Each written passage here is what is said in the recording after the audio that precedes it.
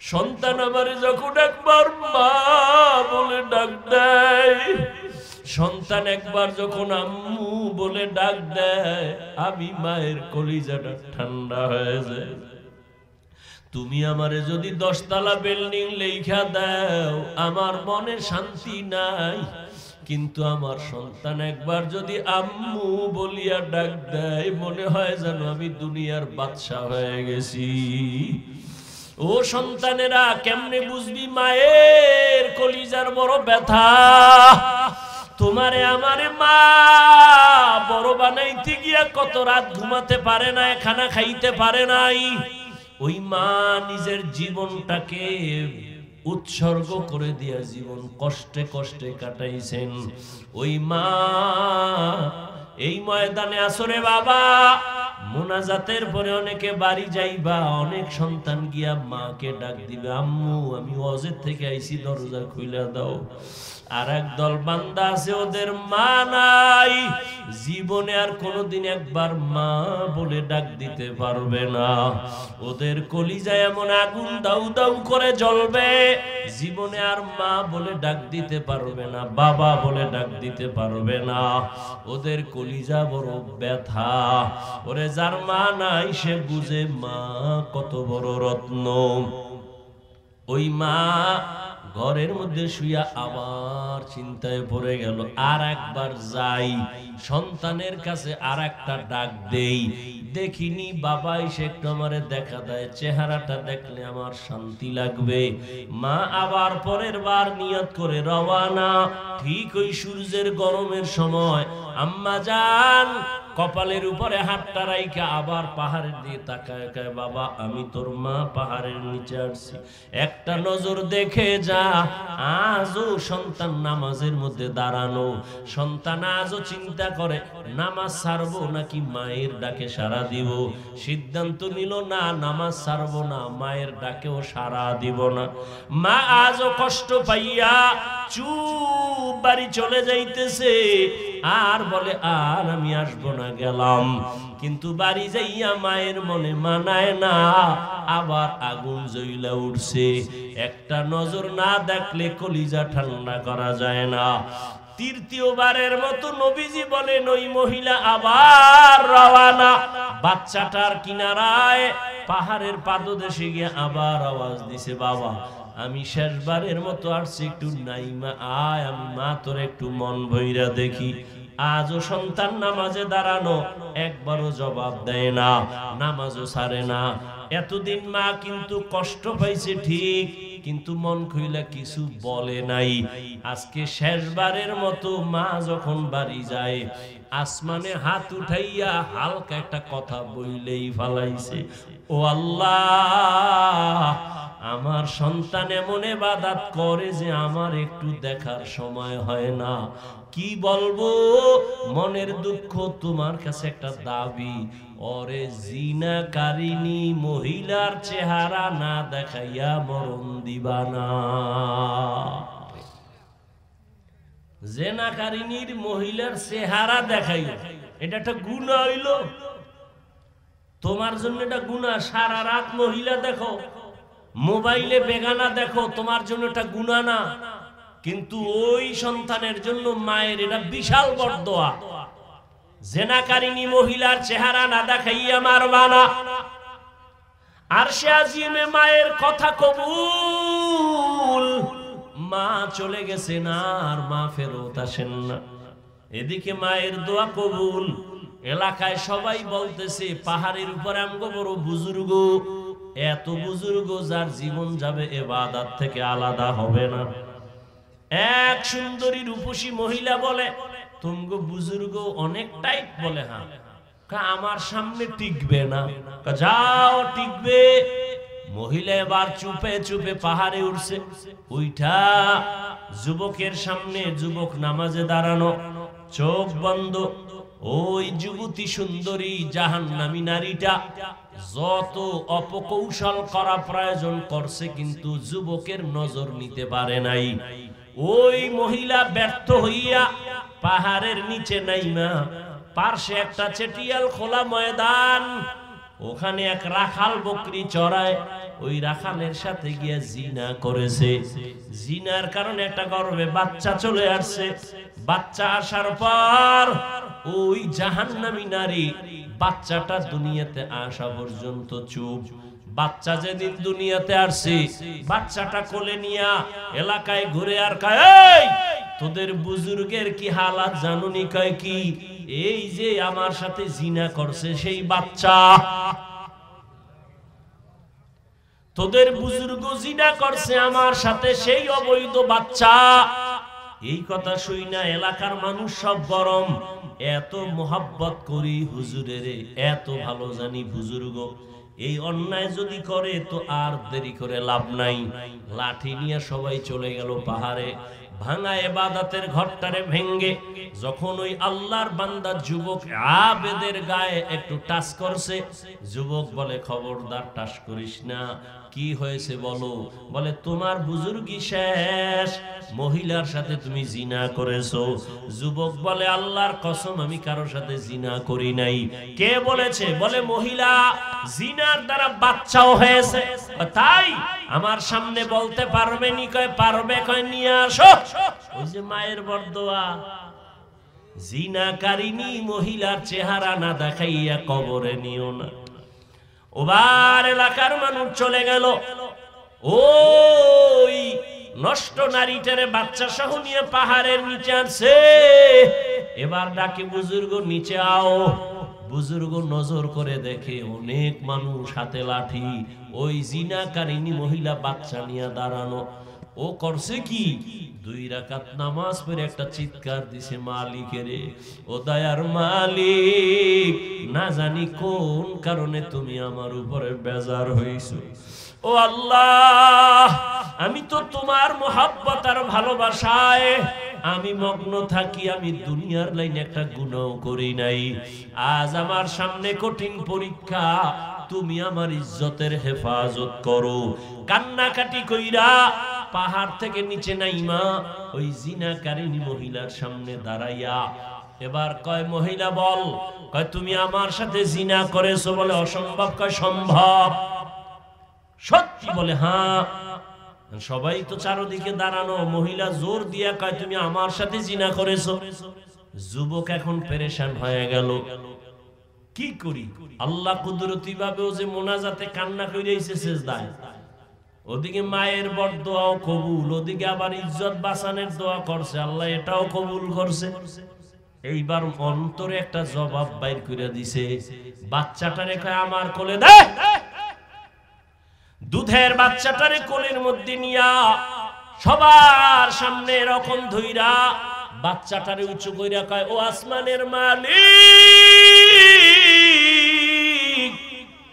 তুমি আমার ইজ্জতের হেফাজত করো। এই বাচ্চাটার জবান খুলে দাও।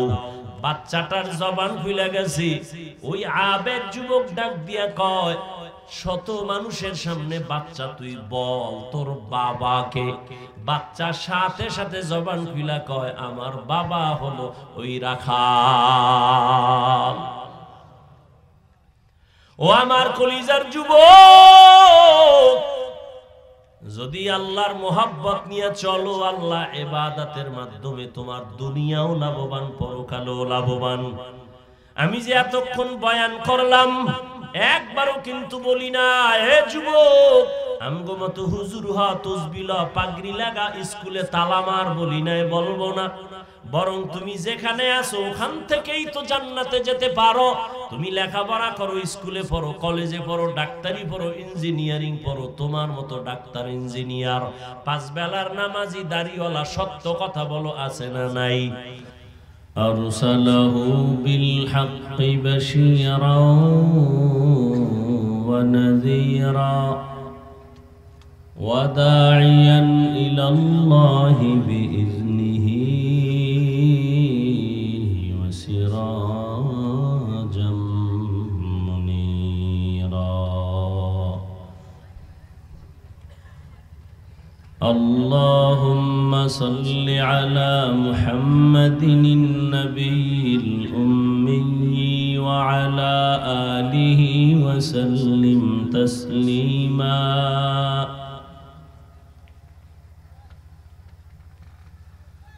وبعد فأعوذ بالله من الشيطان الرجيم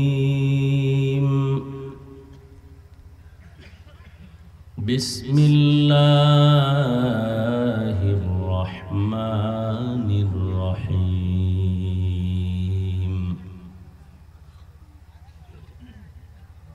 وما خلقت الجن والإنس إلا ليعبدون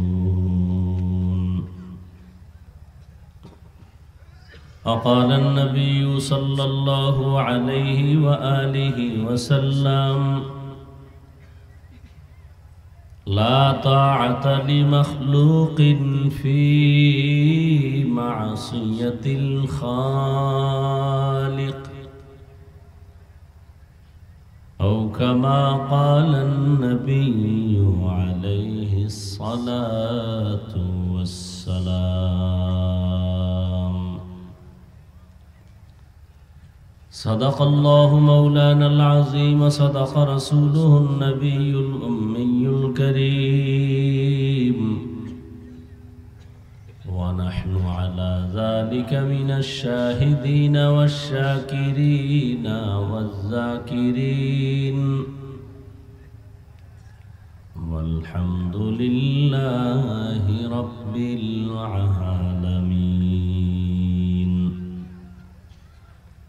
سبحانك لا علم لنا إلا ما علمتنا إنك أنت العليم الحكيم رب اشرح لي صدري ويسر لي أمري واحلل عقدة من لساني يفقه قولي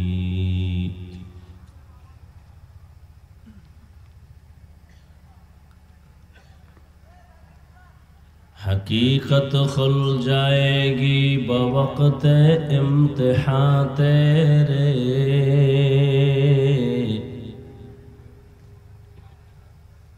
حقیقت کھل جائے گی بوقت امتحان تیرے کہ سستی میں یا محنت میں گزاری زندگی تو نے کہ سستی میں یا محنت میں گزاری زندگی تو نے دین کی سورج ڈوب رہی ہے ہم لوگوں کے سامنے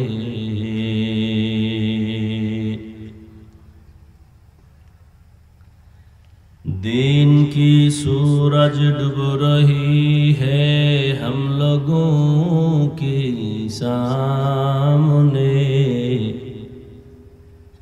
روز محشر کیا جواب ہے مصطفیٰ کی سامنے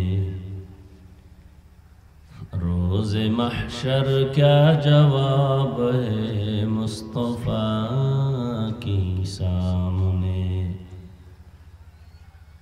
محمد نے آ کر کفر کو مٹایا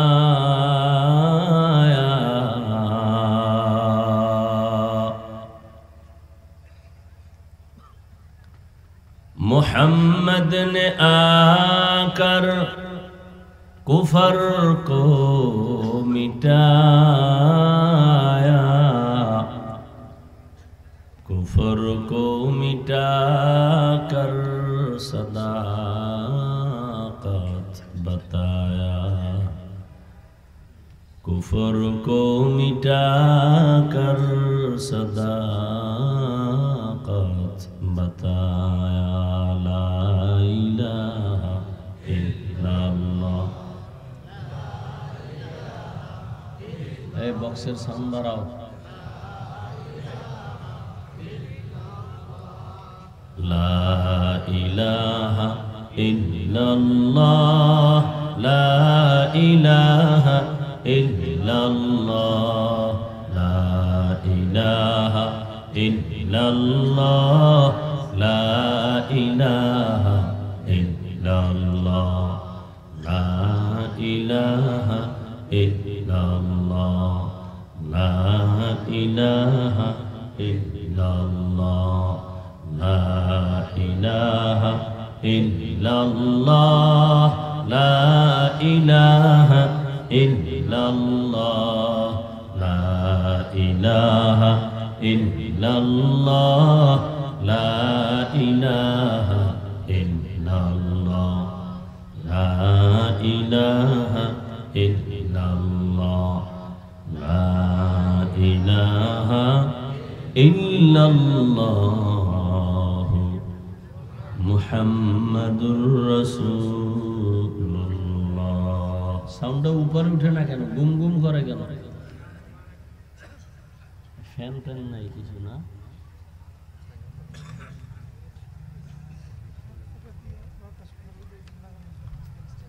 দরিয়ারচর জামিয়া ইসলামিয়া মাদ্রাসা কর্তৃক আয়োজিত বার্ষিক ওয়াজ ও দোয়ার মাহফিল 13 নভেম্বর 2024।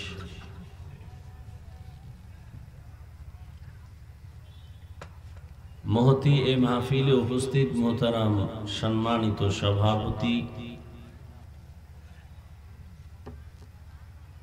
আলহাজ হযরত মাওলানা জাকির হোসেন কাসেমি দামাত বারাকাতুহুম, হযরত উলামায়ে কেরাম, অত্র অঞ্চলের বিভিন্ন জায়গা থেকে আগত আল্লাহ পাকের আশিকিন, জাকিরিন, শাকিরিন, মুহিব্বিন, মুরব্বিয়ান এজাম, কলিজার টুকরা আমার সমবয়সী যুবক বন্ধুগণ, স্নেহের ছোট ভাই, পর্দার আড়ালে মাইকের আওয়াজ শ্রবণরতা সম্মানিতা মা ও বোনেরা, আল্লাহ পাকের দরবারে শুকর যে আল্লাহ পাক আমাদেরকে এই ফিতনার যুগে হাজারো লাখো মানুষের মধ্য থেকে বাছাই করে পৃথিবীর শ্রেষ্ঠ মজলিস, উলামায়ে আহলে হকের মজলিস, গুনাহ মাফের মজলিস, তওবা কবুলের মজলিসে আমাদেরকে আল্লাহ কবুল করেছেন, আশা বসার তৌফিক দান করেছেন। নিয়ামতের শুকর আদায়তে ইমানের আওয়াজকে উঁচু করে এক আওয়াজে উচ্চ কণ্ঠে দিল থেকে জবান খুলে মহব্বতে পড়ি আলহামদুলিল্লাহ। দরুদ ও সালাম সৈয়দুল মুরসালিন, রহমাতুল লিল আলামিন, শফিউল মুজনিবিন, খাতামুন নবিয়্যিন, সৈয়দুস সাকালাইন, ইমামুল মুরসালিন, শফিয়ে আযম, রসুল আকরাম, রহমত আলম, নবিয়ুল আরব আল আজম, হাবিব কিবরিয়া, আশরাফুল আম্বিয়া, সৈয়দুল আম্বিয়া, শফিয়ে মাহশর, সাকিয়ে কৌসর, আকা ইনামদার, মদীনা का ताजदार, आफताब नबूवत, फ़ख्र मौजूदात, सय्यदुल मखलूक़ात, हज़रत मुहम्मदुर रसूलुल्लाह सल्लल्लाहु अलैहि व आलिहि वसल्लम। সর্বোপরি শুকর যাদের অক্লান্ত পরিশ্রমের মাধ্যমে আজ সুন্দর আয়োজন, সময়, পরামর্শ, অর্থ দিয়ে দোয়া করে উপস্থিত হয়ে মাইক, লাইট, প্যান্ডেলের ব্যবস্থাপনার মাধ্যমে সহযোগিতা যারা করেছেন, প্রত্যেককেই আল্লাহ পাক খেদমতের বরকতে দুনিয়াতে শান্তি, পরকালে চিরমুক্তির ব্যবস্থা করে দিন।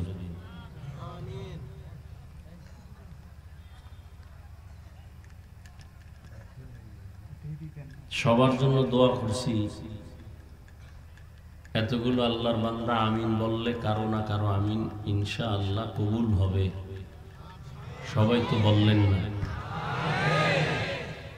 পুরাটা কিভাবে বলবেন? আল্লাহুম্মা আমিন। আল্লাহুম্মা এক শব্দ, আমিন আর এক শব্দ, তাহলে আল্লাহুম্মা আমিন। আল্লাহ মাহফিল হেদায়েতের জন্য কবুল করেন।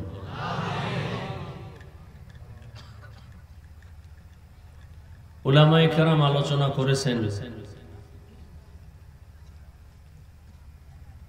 আপনাদের প্রিয় ব্যক্তি হেদায়েতুল্লাহ আজাদি খান দামাত বারাকাতুহুম, মাওলানা কামরুল ইসলাম আরেফি দামাত বারাকাতুহুম সহ অনেক উলামায়ে কেরাম কথা বলেছেন, আপনারা শুনছেন। উলামায়ে কেরামের কথাগুলো সহি তরিকায় সবাইকে আমল করার তৌফিক দান করেন। উলামায়ে কেরামের ইজ্জতকে আল্লাহ বেশি বেশি বাড়ায় দেন। যারা উলামায়ে কেরামের বিরোধিতা করে লেখার মাধ্যমে, বলার মাধ্যমে, আল্লাহ তাদের হেদায়েত দান করেন।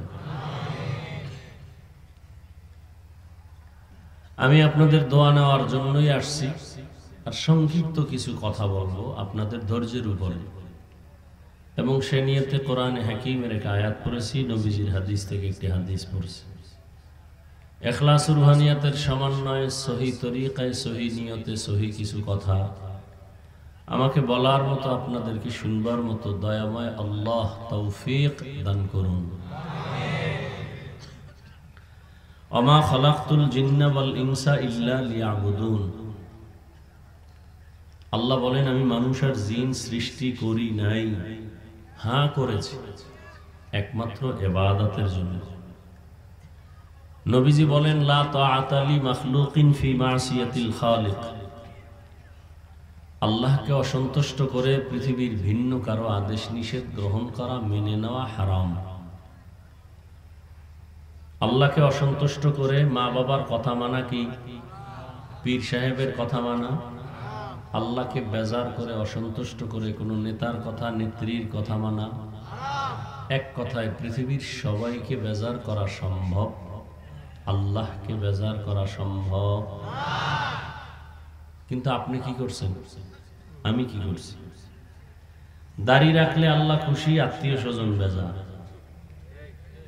এখন এটা ইমানের পরীক্ষা। আপনি কি আত্মীয় স্বজনকে খুশি রেখে দাড়ি কাটবেন, না আল্লাহকে খুশি রেখে রাখবেন? এটা ইমানের পরীক্ষা।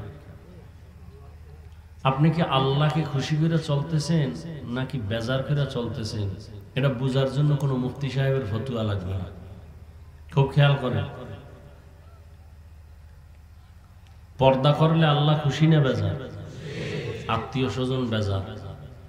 অনেক বউ বলবে তোমার ঘরে থাকবো না, তালাক দাও। আর এখন তো স্বামীরও তালাক দেওয়া লাগে না, পাওয়ার স্ত্রী লয়ে লইছে, কাবিনে পাওয়ার দেওয়া আছে না? ভাল লাগে না, দিয়ে দিল, ডিভোর্স করে দিল।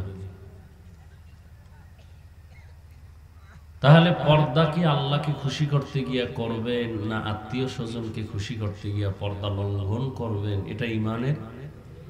এখন আপনি আল্লাহকে খুশি করলে জান্নাত, আর আল্লাহকে অসন্তুষ্ট করলে জান্নাত পাবেন? এখন আপনি কাকে খুশি করতেছেন এটা বুঝার জন্য কি কোনো মুফতি সাহেবের ফতোয়া লাগবে?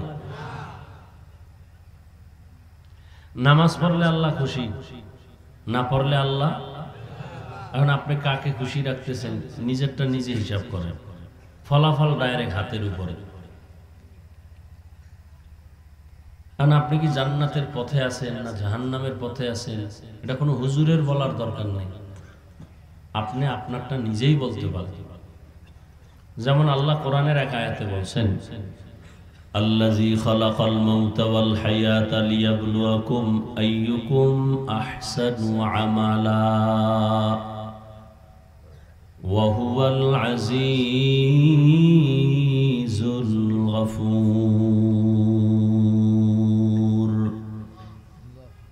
আমি মানুষ পাঠানোর একমাত্র কারণ, আমি আমলের পরীক্ষা নিব, পরীক্ষা করে দেখব কারা উত্তম আমল করে। আচ্ছা, আল্লাহ কি জানেন না কে ভালো আমল করবে, কে খারাপ করবে? এটা কি আল্লাহ আমাদেরকে এই দুনিয়ায় পাঠাবার পরে জানবেন, না আগেও জানেন?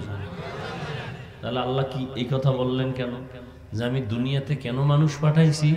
আমি পরীক্ষা করে দেখব কারা ভালো আমল করে, কারা খারাপ আমল করে। আল্লাহ এই কথা বললেন কেন? এর অনেক জবাবের একটা ছোট্ট জবাব হলো, আসলে আল্লাহ জানার জন্য না, বরং আল্লাহ তার বান্দাকে জানানোর জন্য। আল্লাহ তো আগের থেকেই জানি, বান্দাকে জানানোর জন্য যে তুমি আমলের পরীক্ষা দিয়া নিজেই ফলাফল নির্ণয় করো, তুমি কি পাস করবা না ফেল করবা। তাহলে আল্লাহ আমলের পরীক্ষা করে দিবেন। এই পরীক্ষায় কে পাশ করবে কে ফেল করবে এটা আল্লাহ তো জানেন, কিন্তু বান্দাকে জানানোর জন্য। উদাহরণটা কেমন? ক্লাসের মধ্যে ছেলেও আছে মেয়েরাও আছে। ক্লাস মাস্টার প্রশ্ন করলেন, এই ছেলে মেয়েরা বলো বাংলাদেশ স্বাধীন হয়েছে কত সালে? তো ক্লাসের মধ্যে first boy, second boy, third বয় আছে না নেই? কিছু ছাত্র আছে, ছাত্রী আছে, এটি পড়ে না, খালি ঘুরে। সবার দ্বারে প্রশ্ন। ফার্স্ট বয় বলল স্যার 71, সেকেন্ড বয় আর কথা বলেন না, থার্ড বয় যেটি ঘুরে এটির জিগে তোরা কি কস? তোরা খুব চালাক। ওরা চিন্তা ভাবনা করে এই খবর তো আমগো নাই, কি করি? খুব ব্রেন ঘুরে ফেলেছে যে ওই 1 2 3 যা কইছে ওই এই কই। অগড়া হইলে আমগড়া হইব, অগড়া না হইলে আমগড়া হইব না। স্যার আপনি বুঝেন না, ওই আগের ডেই 71। এখন স্যারের প্রশ্ন হিসাবে উত্তর সবাই এক দিছে না। এখন যদি নাম্বার দিতে যায় এই প্রশ্নের জবাব, তাহলে কি কম বেশি করা যাবে? তাহলে আবার আন্দোলন শুরু হইব না শিক্ষকের বিরুদ্ধে, যে বৈষম্য করলো কেন? আমরা আন্দোলন করছি বৈষম্য বিরোধী, স্যার আমাকে নাম্বার কমায় দিল কেন? জবাব তো এক, কিন্তু স্যার তো জানে কিছু ছাত্র পড়ে আর কিছু ঘুরে মোবাইল চালায়। স্যারে তো এই খবর যাই না, পারে না সবাইকে সমান দিতে। এখন যদি ঘোড়ার ডিম দেয়, গরুর নেডি মাথা গরম। স্যারে কয় কোনো দরকার নেই, পরীক্ষার হলে যাও, পেপার নাও, প্রশ্ন নাও, হাতের লেখা লেখো, এরপরে নিজেরটা নিজে পেপারে প্রমাণ করো তুমি কত নাম্বারের ছাত্র। কথা অনেক গোড়া। আল্লাহ আমগো ভিতরে একটা আত্মা আছে, রূহ। সব রুহগুলো এক জায়গায় জমা করে আল্লাহ একটা ক্লাস করছিলেন। আল্লাহ হলেন শিক্ষক আর সমস্ত রূহ ছাত্র। ক্লাসের হেডিং ছিল তাওহীদ। আল্লাহ জিজ্ঞেসিলেন আমি কি তোমাদের রব না? প্রথম আত্মা জবাব দিল, রাহমাতুল লিল আলামিনের আত্মা বলল, বালা, আপনি আমাদের রব। এবার অন্য নবীদের আত্মাও বলল বালা, মুমিনদের আত্মাও বলল বালা, আপনি আমাদের রব। ফেরাউনও কয় বালা, নমরুদও কয় বালা। আল্লাহ তো জানে এদের অন্তর কালা, আল্লাহ জানেননি। কিন্তু জবাব হিসেবে তো নাম্বার দিলে সবাইরে সমান দেওয়া লাগে, কিন্তু সবাই সমানের উপযুক্ত। আল্লাহ কয় ঝামেলা বাদ দাও, দুনিয়ার পরীক্ষার হলে যাও, গিয়া আমলের পরীক্ষা দিয়া কে বালা কে কালা নিজেরটা নিজে নির্ণয় করো। এই জন্য দুনিয়ায় পাঠাইছেন পরীক্ষা দেওয়ার জন্য। পরীক্ষার হলে কি কেউ ঘুমায়? খাতা বালিশ লইয়া? পরীক্ষার হল ঘুমানোর জায়গা না। দুনিয়াটা মুমিনের পরীক্ষার হল, ঘুমানোর জায়গা না। দুনিয়াতে মানুষ ইবাদত করবে, পরীক্ষার হলে বসে। আল্লাহ পরীক্ষার জন্যই দুনিয়াতে পাঠাইছেন ইবাদত, আর বসবাস করবে, ঘুমাবে, আরাম করার জন্য আল্লাহ বানাইছেন জান্নাত। এখন কে পরীক্ষায় পাশ করতেছেন না ফেল করতেছেন এটা নিজে নিজে অনুভব করেন। বয়ান আর কি শুনবেন? বয়ান তো আপনারা জানেন, আর না জানলে আমগো হুজুরগো কেমনে ভুল ধরেন? কি হুজুরগো ভুল ধরতে পারলে কি খুশি। বউর সাথে গিয়া খুব বাহাদুরি, ইমামের আজকে ধরিয়া লাইছে, আছে না নাই? একটা কথা বলি, এটা জীবন মনে রাখবেন। আমার যুবক বাবারা লেখা রাখবা, পারলে ঘরে টানায় রাখবা। 200-300 টাকা লাগলো একটা পেস্টুনে লেখবা বড় করে, ভুল করার ইখতিয়ার আছে সবার, ভুল ধরার ইখতিয়ার সবার নাই। ভুল করার ইখতিয়ার আছে, ভুল ধরার ইখতিয়ার। যেমন ইমাম সাহেব নামাজে দাঁড়াইছে মসজিদের ভিতরে, পিছনে মুসল্লি আছে না নাই? কানের মধ্যে মাইক লাগায়া সূরা শুরু করছে, মনে করেন মাগরিব। চায়ের দোকানে কিছু, মসজিদের পাশে চায়ের দোকান, কয়েকটা বেনামাজি বয়ে বয়ে ডান হাতে বিড়ি টানে, বাম হাতে চা টানে। ওরা নামাজে যায় না, ওরা কয় নামাজ না বললাম দিল ঠিক আছে। ইমামের ভুল হইতে পারে না, পারে না? আল্লাহর কুদরত আলহামদুর মধ্যেই ভুল হয়ে গেছে। মাইকের আওয়াজ মসজিদের বাইরে যায়নি, চায়ের দোকানের ওই বেনামাজিটি হুইনে ফেলেছে। শুইনে খায়, হুজুর করলো কি? তো কি করবি? তাড়াতাড়ি লোকমা দে। একটা চায়ের কাপ ফালায় জানালা দিয়ে কয়, ইমাম সাহেব করলেন কি? কামটা তো ঠিক হইল না। আপনাদের জানা থাকলে বলেন, এই চায়ের দোকানের বেনামাজি যে লোকমা দিল, জায়েজ আছে? এই ব্যক্তির লোকমাও দেওয়া জায়েজ নাই, ইমাম সাহেবের আর লোকমা নেওয়াও। তাহলে দিল কেন? এটা লোকমা না, এটা বেয়াদবি। কি এটা? কি লোকমা? বেয়াদবি, চরম বেয়াদবি। এখন মাসালা কি? লোকমা তো দেওয়া লাগবে। কে দিবে? এই 500 মুসল্লি জোরে চিল্লেনি দেবে তো ইমাম তো জাকাত করে মরে যাবে। নিয়ম নাই। কি নিয়ম? একজন যোগ্য ব্যক্তি ইমামের পেছনে দাঁড়াবে, এমন যোগ্য যে ইমাম সাহেব একটা আয়াতের একটা অক্ষর বা একটা অক্ষর ছেড়ে দিলে ভুলে অর্থ যদি বিকৃত হয়ে যায়, সাথে সাথে লোকমা দিবে, না হয় নামাজ ভেঙে যাবে। নাম্বার 2, 4 রাকাত নামাজের মাঝে যাই ইমাম সাহেবের ঝামেলা হতে পারে, সে পেছনে চলে আসবে, পেছনের যোগ্য ব্যক্তি গিয়া ইমামতি করে বাকি নামাজ শেষ করে। এলো মাসআলা। আমগো ইমাম সাহেব পিছনে তো দাঁড়ায় বড় বেনামাজি সুদখোর। কয় কি এর যোগ্যতা কি? কয় সভাপতি, সেক্রেটারি। ঠিক নেই? সর্বাঙ্গে ঘা ঔষধ দিব কোথা? শিয়ালের হাতে মুরগি দিয়া যদি কয় 3 দিন, শিয়াল কয় মা ফসাই দোয়া ফসাই, জিন্দা কেন, মরাও হইতে না। শিয়ালের হাতে মুরগি দিলে যা হবে, ধর্মের চাবি সুদখোর বেনামাজির হাতে দিলে তাই হয়। দিছে কারা? যেই তালে ঠিক কইলেন, দিছে কারা চাবি? হ্যাঁ, কয় ইসলাম চাই। হুজুরেরা কয় আমি চেয়ারম্যান হইছি, আমজাদ আশরাফি ভাই নবীনগর, হেদায়েতুল্লাহ আজাদি চেয়ারম্যান, রানিং, আরো ওলামায়ে কেরাম। ভালোই তো আলহামদুলিল্লাহ, চুরি করে না, কারো হক নষ্ট করে না, সরকার যা দেয় জায়গায় পৌঁছায় দেয় নিজ দায়িত্বে।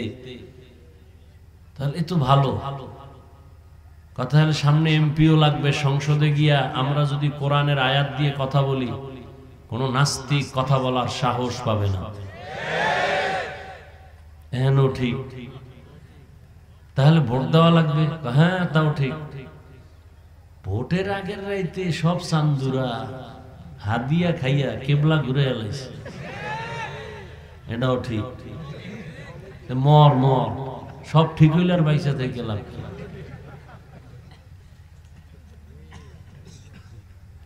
আল্লাহ হেদায়েত দান করুন।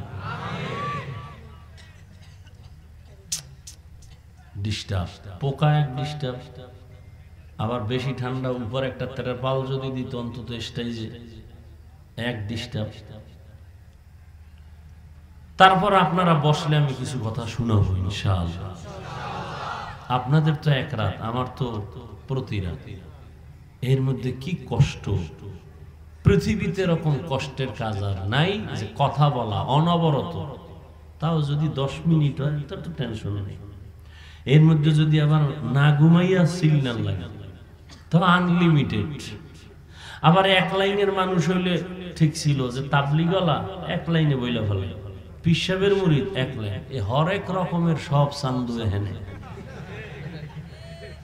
যারা আমার কাফের কয় হেরাও সিভাই বইয়া রয়েছে, যারা কওমি মাদ্রাসা পছন্দ করে না এরাও বইয়া রয়েছে। কি এতগুলো মানুষের অন্তর ঠিক রেখা বয়ান করা, তাও আবার না দেখা মুখস্থ একটা কথা যদি উল্টা পাল্টা হয়, কয় দাওয়াত কয় আলহামদুলিল্লাহ, কয় আমনের বাড়ি, কয় নাউজুবিল্লাহ, তাতে উপায় নাই। ওই গতকাল আমার ভাই বয়ান করছে এদিকে কোথায় জানা,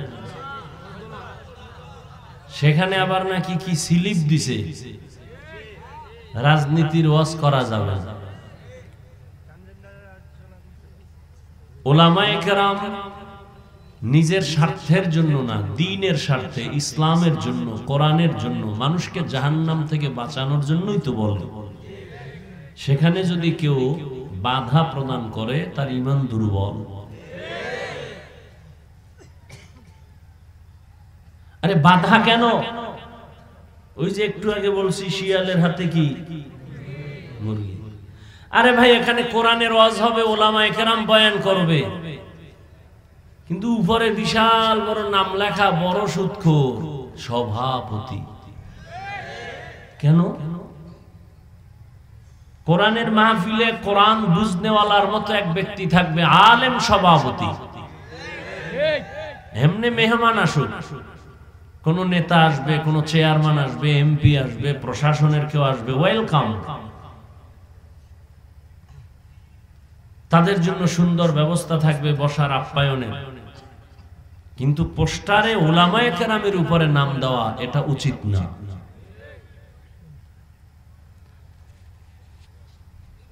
মানুষ সত্য কথা শুনতে চায়, বলার মতো স্কোপ বা সুযোগ দেয়নি। উলামায়ে কেরাম যদি মুখ খুলে কথা না বলতেন, এ দেশ আমেরিকার থেকেও আরো খারাপ হয়ে যেত।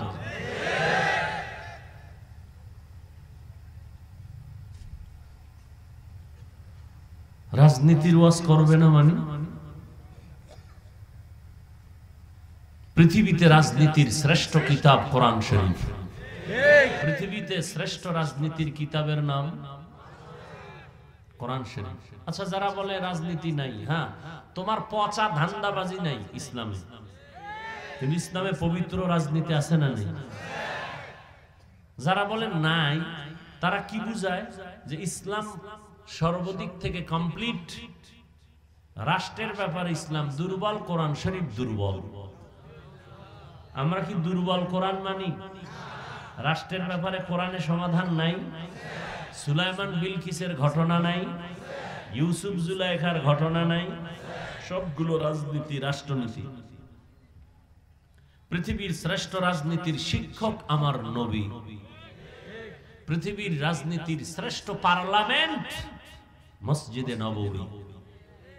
কিন্তু মসজিদে রাজনীতি চলবে না। ইমাম সাহেব নিরপেক্ষ, স্লোগান দাও হে যুবক, বেয়াদবি নয়, আদবের সাথে। ইমামকে যদি নিরপেক্ষ থাকতে হয়, তাহলে কমিটির প্রত্যেকটা মানুষকে নিরপেক্ষ থাকতে হবে। আর কমিটির কেউ যদি পচা ধান্দাবাজি রাজনীতির লোক হয়, ইমাম সাহেব মাইক লাগায়া ইসলামের রাজনীতি করবে। তুমি নাকে তেল লাগায়া ঘুমাও, বাঞ্ছারামপুরের মুসলমান, দেশ স্বাধীন। আর এত কিছুর মধ্যে নাস্তিক মাথা ছাড়া দিয়ে উঠতেছে। মা বোনেরা ঢাকার শহরে সাংবাদিক সম্মেলন করে আর বলে আমাদের দেহ ব্যবসার অধিকার আবার ফেরত চাই। আর তুমি নাকে তেল লাগায় ঘুমাও, দেশ স্বাধীন। আমি ঢাকায় বলেছি, মুসলমানের সন্তান সেদিন নাকে তেল লাগায় ঘুমাবে যেদিন এদেশের পরতে, ময়দানে, গ্রামে গঞ্জে কোরআনের বয়ান চলবে। কোনো বেনামাজি সুদখোরের অনুমতি নিতে হবে না। মুসলমান নাকে তেল লাগায় ঘুমাবে সেদিন এদেশের প্রত্যেকটা মসজিদ আর মাদ্রাসার কমিটিতে সুদখোর বেনামাজি থাকবে না যেদিন। কিসের স্বাধীন? আমরা তো স্বাধীনতার জন্য আমার মুগ্ধ আমার আবু সাইদ জীবন তো এজন্য দেয়নি। চরমনার পীর সাহেব ময়দানে জীবনকে বাজি রেখে উলামায়ে কেরাম মাঠে তো এজন্য নামেনি যে আবার নাস্তিক মাস্তানি করবে। মুসলমান জীবন একবার দেয় না, বারবার।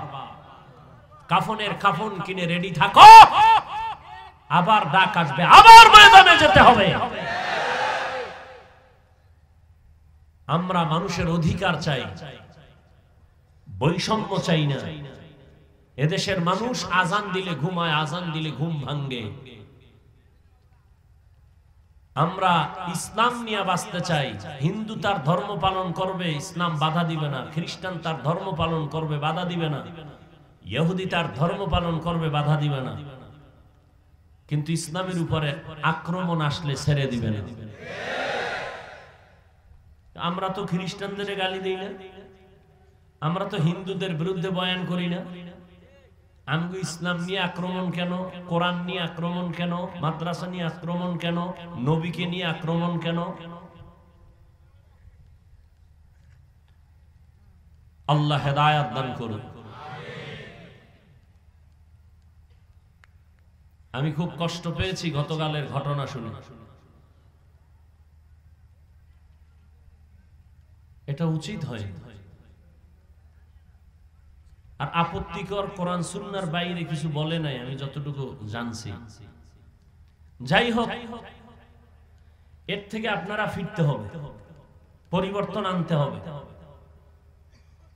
এ জমিন আল্লাহর, এ জমিনের মধ্যে মুসলমান মাথা উঁচু করে থাকবে, ইসলামের পতাকা উড্ডীন হবে। তার মানে কি এই যে দেশে অন্য কোন ধর্মের মানুষ থাকতে পারবে না? ভুল বুঝানো যেন কোনো সুযোগ না পায়, ভুল মেসেজ দিয়ে যেন মুসলমানের ক্ষতি করার সুযোগ না পায়, চোখ কান খোলা রাখতে হবে। বিশেষ করে যুবকরা সোচ্চার থাকবে। আমরা বেয়াদব না, আমরা উগ্রবাদী না, আমরা জঙ্গিবাদী না, আমরা আখিরি নবীর আদর্শের উম্মত। আমরা মানুষকে সম্মান করতে জানি। ইসলাম ভিন্ন ধর্ম অবলম্বীদেরকেও সম্মান করে, কারো উপর ইসলাম আক্রমণ করে না। আল্লাহ পাক এই বানসারামপুরের, আমি যতটুকু জানি, ওলামায়ে কেরাম বেশি, মাদ্রাসা বেশি। আমার ধারণা ভুল হইবে কিনা জানি না। তাহলে সেখানে এগুলো হবে কেন? আল্লাহ সব ভাইকে হেদায়েত দান করুন।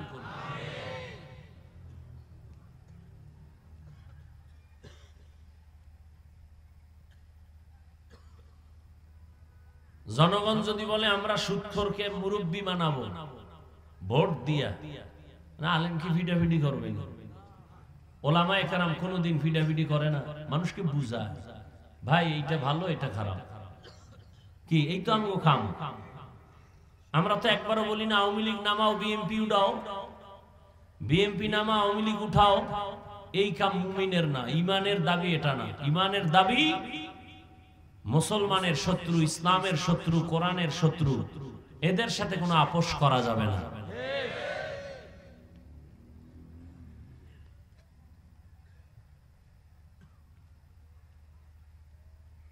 তো যাই হোক, আল্লাহ পাকের যে আয়াত আমি কোরআন থেকে পড়েছি, আল্লাহ মানুষ বানাইছেন এক কাজের জন্য, ইবাদত। কার ইবাদত? আপনাদের ঘুম আসতেছে? রাতে কেউ ঘুমায়? যদি কেউ ঘুমায় এটাও মিছা কথা। বাঙালির ঘুম জবাই করেছে গজবের মোবাইল। সারা রাত মোবাইল নিয়ে কবিরা গুনাহ, কবিরা গুনাহ, কবিরা গুনাহ করে কাটায়, সকালে ঘুমায়, ফজরের আগে ঘুম পড়ে যায়। এখানে যতক্ষণ বসে থাকবেন ইনশাআল্লাহ একটা গুনাহ লেখা হবে না, নেক লেখা হবে। এটা এমন একটা ময়দান, থার্ড ক্লাসের বিছানায় বসেছেন কিন্তু আপনাদের মর্যাদার সর্বোচ্চ ফেরেশতার থেকে দামি। আল্লাহ ঘোষণা দিয়েছেন, ফেরেশতা বলে দাও এই প্যান্ডেলে যারা বসছে তাদের জীবনের সব গুনাহ মাফ।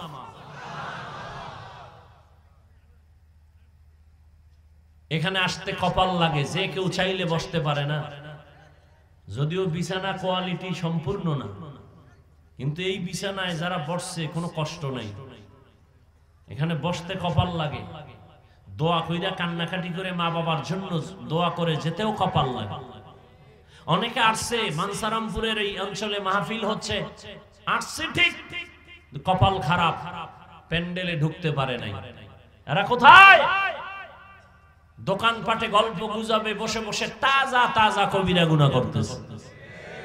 মিথ্যা বলছি? কেউ আবার মহিলা প্যান্ডেল তাওয়াফ করতেছে। বছরের একটা দিন তারিখ দেওয়া ছিল, আজকে সাক্ষাৎ হবে, মোলাকাত হবে। এতদিন শুধু মিস কল ছিল, এখন রিসিভ হচ্ছে। দোকানে পাটে, আরে এখানে জান্নাতের বাগান, সওয়াবের বয়ান চলতেছে, পাশে মার্কেট জাহান্নামের বাগান। ওয়াজের উপলক্ষে মার্কেট কেন? হ্যাঁ, দূরের থেকে আসছেন, একটু চা বিস্কিটের প্রয়োজন হতে পারে, সেজন্য দোকান থাকবে। কিন্তু এমন দোকান বসবে কেন যেখানে মহিলা মেয়েরা আসবে? খেলনার দোকান কেন? বেলুনের দোকান কেন? ঘুরে টুরে একটা প্লাস্টিকের মাছ কিনছে আর একটা বেলুন। ম্যাডাম কয় অজেরতে কি নিয়ে আইছো? বলে আলহামদুলিল্লাহ, মোনাজাতে বেলুন কবুল করে নিয়ে আইছি। আল্লাহ হেদায়েত দান করুন। রাগ করতেছেন? করলেও কিছু করার নাই। আমি জাহান্নাম থেকে বাঁচাবার মোহাব্বত নিয়ে বলতেছি, কারোর সাথে আমার দুশ্মনী নেই। এই কথাগুলো আমরা না বললে কে বলবে? সত্য কথাটা আপনাদের না শুনাইলে কে শোনাবে? মানবেন কিনা সেটা আপনাদের ব্যাপার, বলবো কি বলবো না সেটা আমার ব্যাপার। ওখানে কবিরা গুনাহ হচ্ছে, তাজা তাজা, ওই গুনার দায়ভার কে নিবে? আল্লাহ হেদায়েত দান করুন। বাংলাদেশে উল্লেখযোগ্য একটা জায়গা আমি পেয়েছি, লক্ষ লক্ষ লক্ষ লক্ষ মানুষ বসে থাকে, হাজারো শত দোকান, খেলনার দোকান নাই। এই 3, 3.5 দিন 4 দিন পর্যন্ত মানুষ ওখানে চাইলেও দুনিয়া পায় না।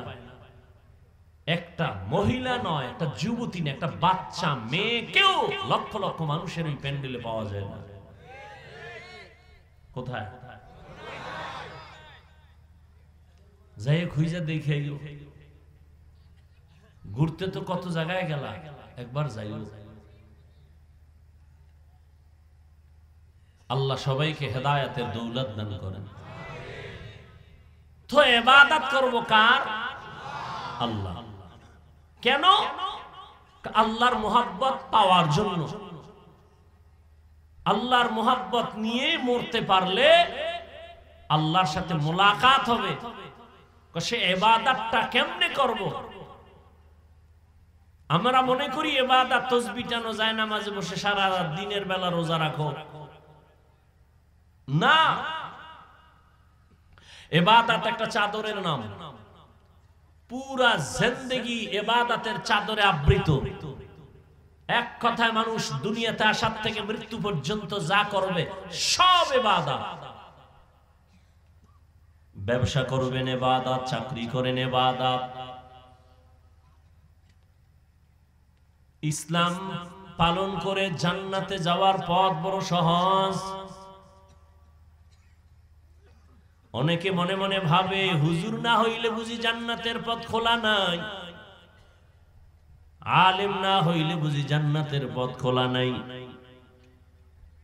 না, আমি এখানে আলেম হইয়া বয়ান করে যে পুরস্কার আল্লাহর থেকে পাবো, আপনারা আলেম হন নাই, আপনারা সহযোগিতা করেছেন, টাকা পয়সা দান করেছেন, আল্লাহ আপনাদেরও সেই পুরস্কার দান করবেন। আপনি ব্যবসা করবেন ইবাদত, চাকরি করবেন ইবাদত, তবে মন গড়া না। দুইটা শর্তের বিনিময়ে জীবনে যা করবেন সব ইবাদত। আল্লাহ এই কথা বলে নাই দুনিয়াদারি বাদ দিয়া শুধু জিকির করো, তেলাওয়াত করো, নামাজ পড়ো। না, তুমি ব্যবসা করো, চাকরি করো, লেখাপড়া করো, এর মধ্য দিয়া আল্লাহকে ডাকো, এই হলো তোমার জীবনের বড় ইবাদত, বড় পাওয়া। ব্যবসা যদি আল্লাহর নাম ঠিক রেখে ব্যবসা করো, তাহলে তোমার ওই ব্যবসাটাও জান্নাতে যাওয়ার পথেও হয়ে যাবে। আপনি চাকরি করেন, আল্লাহর হুকুম ঠিক মতো মেনে, নবীর আদর্শ মেনে যদি চাকরি করেন, আপনার চাকরিটাও, নামাজ পড়েন, জিকির করেন, আল্লাহর মোহাব্বত নিয়ে চলেন, চাকরির মাধ্যমে জান্নাতের দরজা খুলে যাবে। জীবনে যা করবেন সব ইবাদত, তবে আল্লাহর সন্তুষ্টির জন্য হতে হবে, রাসূলের আদর্শ অনুযায়ী। আর আমার নবীর আদর্শ কত সুন্দর! আঙ্গুলের নখগুলো কেমনে কাটবা যুবক বাবা, সেখানেও নবীর আদর্শ আছে। জুতা দুইটা পায়ে কেমনে পরবা, সেখানেও নবীর আদর্শ।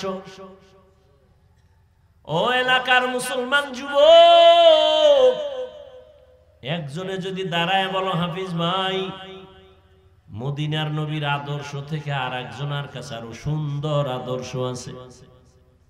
আমি সবার সামনে আল্লাহর জাতের কসম করে বলি, যদি প্রমাণ করতে পারো আমি নবীরটা বাদ দিয়া তারটা গ্রহণ করব, পারবা?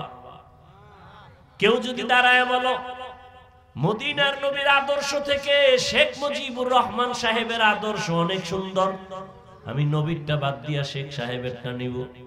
কেউ যদি বলতে পারো নবীর আদর্শ বাদ দিয়া জিয়াউর রহমান সাহেবের আদর্শ অনেক সুন্দর, আমি নবীরটা বাদ দিয়া তারটা নিব, কিন্তু পারবা?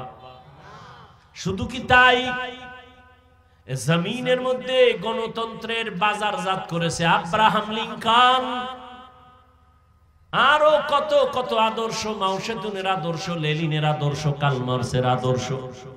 এক কথায় জবাব, দুনিয়ার সবার আদর্শগুলো নাপাক, একমাত্র মদিনাওয়ালা নবীর আদর্শই হলো পাক।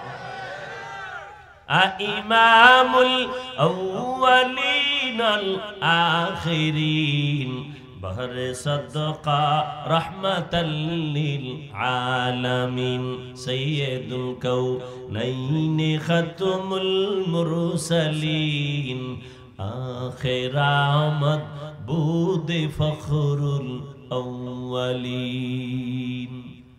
মন গড়া ইবাদত কার আদর্শে? দেখছেন, এই মাত্র বললাম। এই জন্য আমি সব জায়গায় বলি, বয়ান বক্তার ইলমের হেডমে হয় না, বয়ান বক্তার আমলের বাহাদুরিতে হয় না, বয়ান সম্পূর্ণটাই ভালো হওয়া নির্ভর করে শ্রোতাদের আকর্ষণ আর অন্তরের মোহব্বতের উপর। জানি না আপনাদের অন্তরের কি অবস্থা, এখানে কি বয়ান হবে, কয়টা কথা হবে, সব বাজেট আসমান থেকে করা আছে। বাকি আপনাদের অন্তরের মোহাব্বত আর আকর্ষণ কি, আল্লাহু আ'লাম। কার আদর্শে ইবাদত হবে? রহমতের নবীর আদর্শ, আল্লাহর সন্তুষ্টির জন্য। এমন একজন নবী আমার, যার আদর্শ নাই বলতে কোনো কাজ নাই। বান্দা তুমি একটু পানি পান করবা পিপাসা নিবারণের জন্য, সেখানেও নবীর আদর্শ। নবীর আদর্শ মেনে পানি পান করো, ইবাদত। নবীর আদর্শ মতো জুতা পরবা, ইবাদত। দুনিয়াতে এমন কোন ব্যক্তির আদর্শ খুঁজে পাবা না যেখানে পানি পান করার নিয়ম আছে। আছে? গণতন্ত্রের মধ্যে পানি পান করার নিয়ম আছে?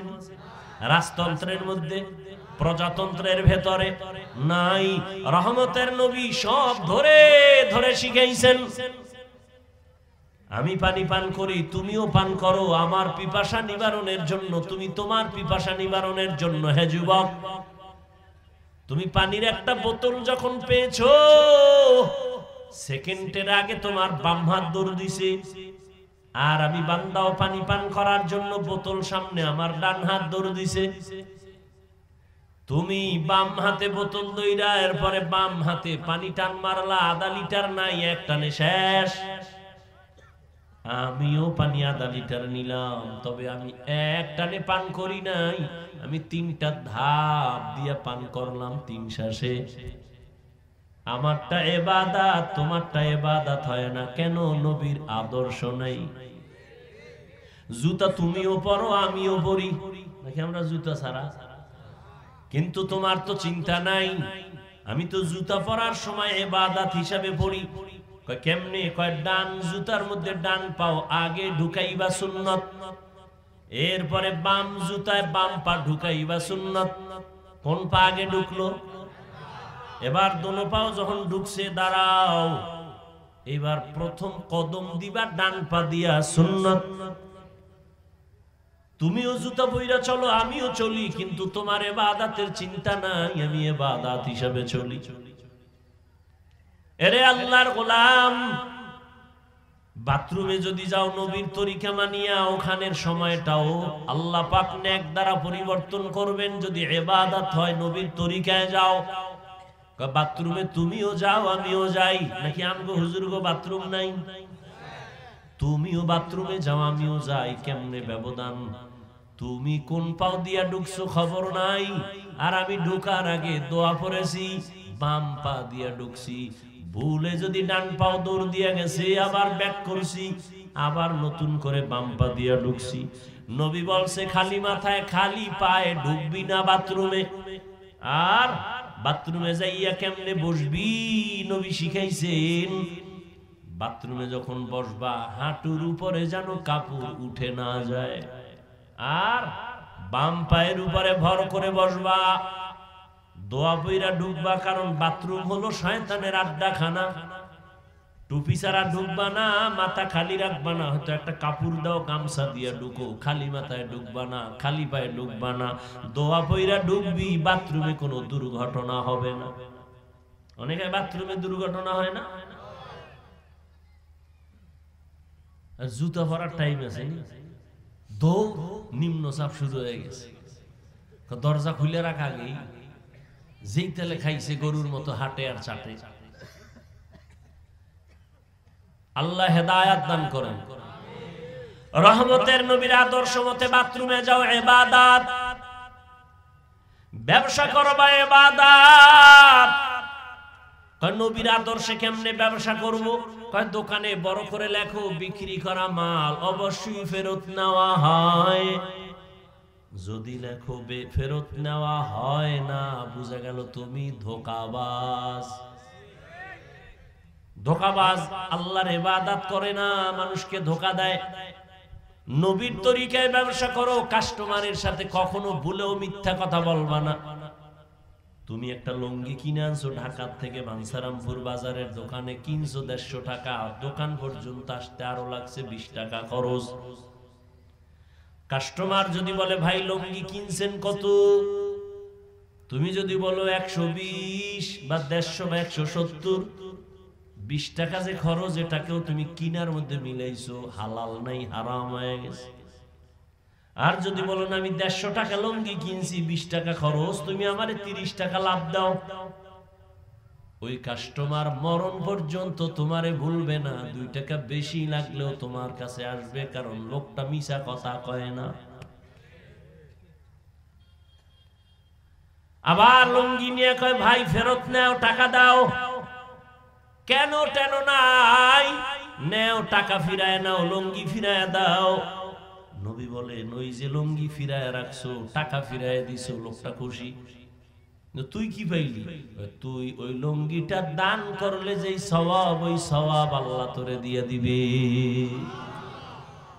আর কি বরকত ব্যবসায়ীর জন্য। নবী বলেন আত-তাজিরুস সুদুকুল আমিন মা'আন নাবিয়্যিন ওয়াস সিদ্দিকিন ওয়াস শুহাদা। কিয়ামতের দিন আমি নবীর সাথে তুমি জান্নাতে থাকবা। দেখছেন নি ভাই, ব্যবসা কইরা কি জান্নাতে যাওয়া যাবে না? রাস্তা নাই। তুমি করো আকাম, তো কেমনে জান্নাতে যাবে? 1 নাম্বার 2 নাম্বার সব উল্টা পাল্টা করে ফেলো। মানুষের সাথে মিথ্যা তো কয়, আবার কসমও খায় মিথ্যার উপর।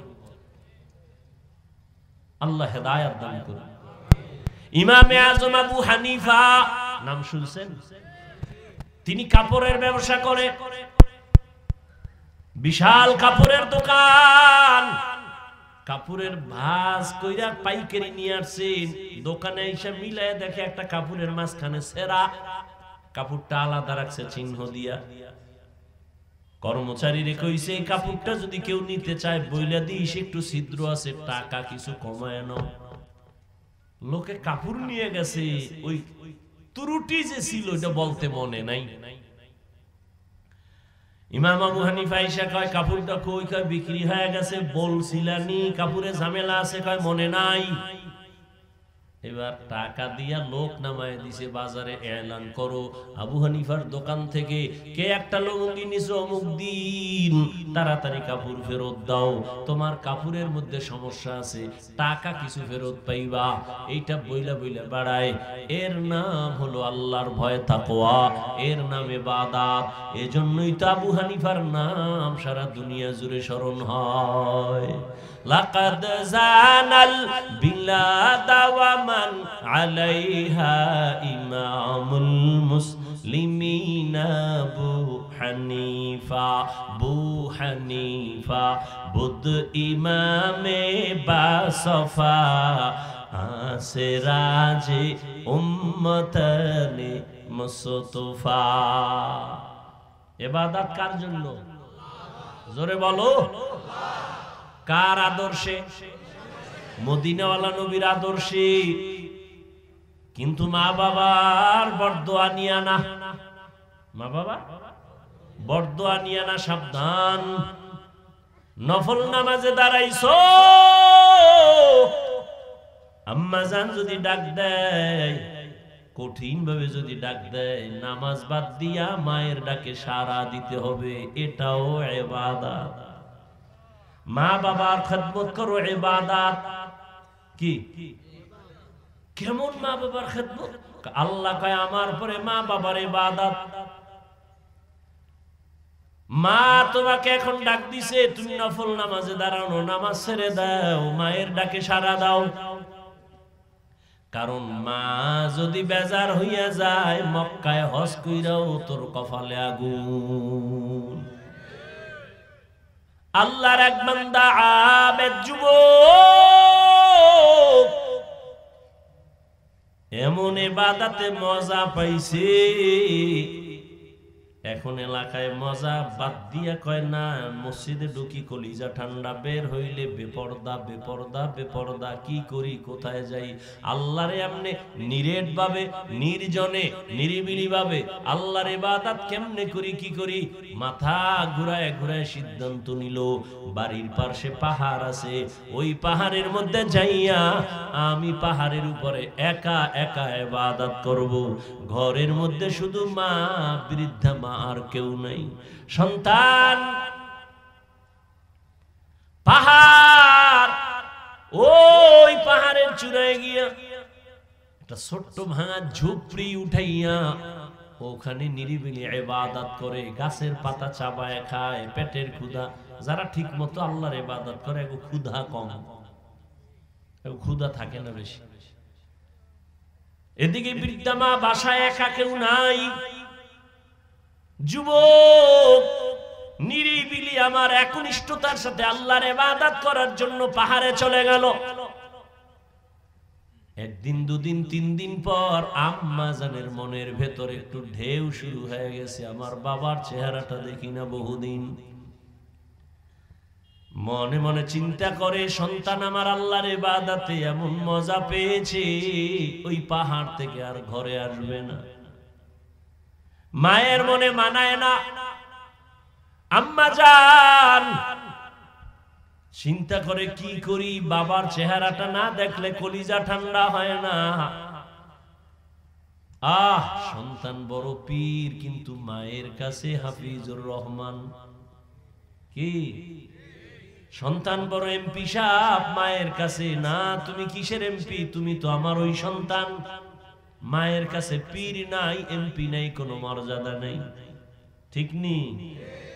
আর মা নাম দইরা ডাকে, আপনারা মানে নাম দইরা ডাকলে আমি বলার আগে সবাই বলবে তুই বেয়াদব। কিন্তু আম্মা জান যখন নাম ধইরা না ডাকবে তখন বড় কষ্ট লাগে। আর আম্মা জান যখন নাম ধইরা ডাক দেয় কলিজা ঠান্ডা হয়ে যায়, বড় মায়ায় ভরে যায়। যত বড় হই না কেন আমি তো মায়ের কাছে একটা সন্তান। আম্মা জানের কাছে কোনো কোয়ালিটি নাই, সব কে পা ভাঙ্গা কে খারাপ। আম্মা জানের কাছে বরং খারাপ সন্তানটাই বড় আদরের। যেই সন্তান হাঁটতে পারে না ওই সন্তানের প্রতি মা দুর্বল, যেই সন্তান অসুস্থ ওই সন্তানের প্রতি মা বেশি দুর্বল।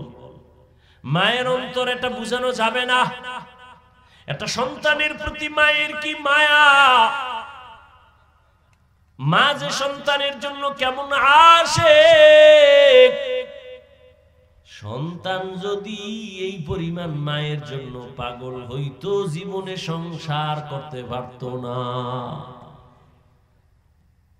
ওই আল্লাহর বান্দা চলে গেল পাহাড়ের চূড়ায়, কিন্তু মায়ের মনে মানে না। কই আমার কলিজার টুকরা, বাবার চেহারাটা দেখবো, না হয় কলিজা ঠান্ডা হবে না। বৃদ্ধা মা চিন্তা করে সিদ্ধান্ত নিল, যেহেতু আমার সন্তান ইবাদতের মজা পাইয়া আসবে না, আমি দেখা করার জন্য যাব। এবার সকাল 10টা, সূর্য উপরে উঠছে, তাপ আসতেছে। মা বৃদ্ধা মানুষ হেঁটে হেঁটে হেঁটে হেঁটে পাহাড়ের কিনারায় গিয়া হাজির।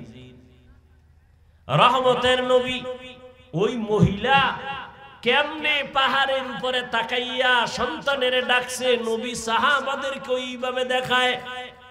সূর্যের আলো যখন পড়ে তখন উপরে তাকাইলে হাত দিয়ে একটু পর্দা দেওয়া লাগে চোখের উপর, না? নবী এইভাবে দিয়া দেখাইতেছে ওই মহিলা। বৃদ্ধা মা সন্তানের যখন ডাক দিছে, মাথা উঁচু করে এভাবে সূর্যের আলো থেকে নিজেকে হেফাজতের জন্য হাত দিয়া ডাকছে, বাবা আমি তোর বৃদ্ধা মা, পাহাড়ের নিচে আছি, এক নজরে এসে একটু দেখা দে, আমি দেখতে চাই। মায়ের ডাক পাহাড়ের চূড়ায় সন্তানের কানে চলে গেল।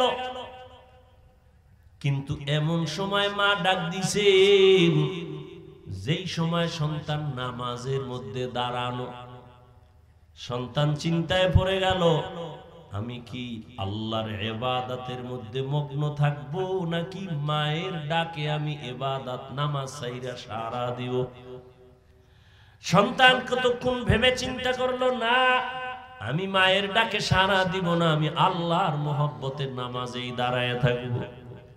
বৃদ্ধা আম্মা জান কিছুক্ষণ কষ্ট পাইয়া এরপরে বাড়ি চলে গেলেন। বাড়ি গেছে, মনে একটু কষ্ট, না আর আসবো না। বাড়ি যখন গিয়া রাতে শুয়ে গেছে তখন আর মনেরে মানাইতে পারে না। আরে বাবা, জীবনে তো দেখছি আব্বা জান পাশে ঘুমায়, আম্মা জান শুয়ে শুয়ে কান্না করে রাতের গভীর। আব্বা বলে, কাঁদো কেন হে বিবি? মনের দুঃখে কান্দি। কি তোমার দুঃখ? বলে, আজকে 1 সপ্তাহ হইছে সন্তান আমারে মা বলে ডাকে না। মনে চাইছে তুই মেয়ে নিয়ে আড্ডা দিবি, দিছো, এখন তওবা কর। মনে চাইছে সারা রাত মোবাইল চালাবি, চালাইছো, এখনো কি বাবা তওবা করবা না? মনটারে শুধু এতটুকু জিজ্ঞাসা কর, এরে মন, আমার মতো যুবক যদি স্কুল কলেজে পড়িয়াও নামাজ পড়ে, আমি কেন পারি না? দাড়ি রাখে আমি কেন পারি না? আমার কপাল কেন এত খারাপ? আজকে থেকেই তওবা করে নাও। হায়াতের মালিক আল্লাহ, মৌতের মালিক আল্লাহ, রিজিকের মালিক আল্লাহ, সম্মানের মালিক আল্লাহ। মরিয়া গেল আর দাড়ি কাটবা না, নামাজ ছাড়বা না, বেপরদায় চলবা না, মা বাবারে কষ্ট দিবা না, ওলামায়ে কেরামের বিরুদ্ধে যাবা না, নবীর তরিকার বাহিরে চলবা না। সবার দোয়া নিয়ে চলিও। মা বাবার দোয়া তোমার সফলতার চাবি, ওস্তাদের দোয়া তোমার সফলতার চাবি, ওলামায়ে কেরামের দোয়া তোমার সফলতার চাবি। আল্লাহর মোহাব্বত যদি থাকে, তওবার নিয়ত থাকে, মুনাফিকি না থাকে, খাঁটি তওবার নিয়তে যাদের অন্তর তৈরি আছে, দুটো হাত আমার আল্লাহকে দেখায় দাও। আয় আল্লাহ, হাতগুলো কবুল করে নেন, তওবা কবুল করে নেন, তওবার উপরে মজবুত হইয়া চলার তৌফিক দান করেন, আমিন। আলহামদুলিল্লাহি রাব্বিল আলামিন, ওয়াসসালাতু ওয়াসসালামু আলা সাইয়্যিদিল আম্বিয়াই ওয়াল মুরসালিন ওয়া আলা আলিহি ওয়া আসহাবিহি আজমাইন ইয়া আরহামার রাহিমিন ইয়া আরহামার রাহিমিন ইয়া আরহামার রাহিমিন রব্বিরহামহুমা কামা রব্বায়ানি সগীরা আল্লাহুম্মা ইন্নাকা আফুউন কারীম তুহিব্বুল আফওয়া ফা'ফু আন্না আল্লাহুম্মা ইন্না নাসআলুকা রিযাকা ওয়াল জান্নাহ ওয়া নাউযু বিকা মিন সাখাতিকা ওয়ান নার। ও দয়ার মালিক, গুনাহের বোঝা নিয়ে আপনার দরওয়াজায় হাজির। আয় আল্লাহ, জীবনটা গুনার কারণে নাপাক করে ফেলেছি। আজকে তওবার নিয়ত করেছি, আর গুনাহ করব না রে আল্লাহ। আর নামাজ ছাড়বো না, দাড়ি কাটবো না, বেপরদায় চলবো না, মা বাবার সাথে বেয়াদবি করবো না। মুরব্বী শিক্ষকদের দোয়া নিয়ে, উলামায়ে কেরামের পরামর্শ নিয়ে নবীর তরিকা মেনে চলবো। ও আল্লাহ, আমাদের তওবা কবুল করে নেন, জীবনের গুনাহ মাফ করে দেন। আয় আল্লাহ, মাহফিল কবুল করে নেন, আয়োজনকারী সহযোগিতাকারীদের কবুল করে নেন। এলাকায় শান্তি দান করেন আল্লাহ। মা বোনদের আবেদা বানায় দেন, সন্তানগুলো নেককার বানায় দেন। যারা লেখাপড়া করে পরীক্ষার্থী কামিয়াবি দান করেন। সমস্ত মাদ্রাসাগুলো কবুল করে নেন, মসজিদ কবুল করে নেন, অন্যান্য শিক্ষা প্রতিষ্ঠান নবীর আদর্শে কবুল করে নেন। আয় আল্লাহ, প্রত্যেকটা আমার কলিজার যুবকদের দ্বীনের খাদেম বানায় দেন। মোবাইলের গুনাহের থেকে হেফাজত করেন আল্লাহ। হিংসা হাসাদ দূর করে ইখলাস দান করেন, সুন্নাতওয়ালা জিন্দেগি দান করেন। নবীজির রওজা বাইতুল্লাহ জিয়ারতের জন্য কবুল করে নেন। আয় আল্লাহ, সারা দুনিয়াবাসীকে মাফ করে দেন। আয় আল্লাহ, মুসলমানের হেফাজত করেন। প্রবাসে যারা ব্যবসা চাকরি করে হেফাজত করেন। বাংলাদেশ শান্তির দেশ বানায় দেন। আয় আল্লাহ, জালেমদের জুলুম থেকে হেফাজত করেন। আদবওয়ালা বিনয়ী জিন্দেগি দান করেন। আয় আল্লাহ, বেয়াদবি থেকে হেফাজত করেন। ও দয়ার মালিক, মেহেরবানি করে আমাদের জীবনের গুনাহ মাফ করে দেন। আমরা যারা হাত তুলেছি, সবার ব্যবসা চাকরি কামাই রুজিতে বরকত বাড়ায় দেন, অভাব দূর করে দেন, ঋণ আদায়ের ব্যবস্থা করে দেন। আয় আল্লাহ,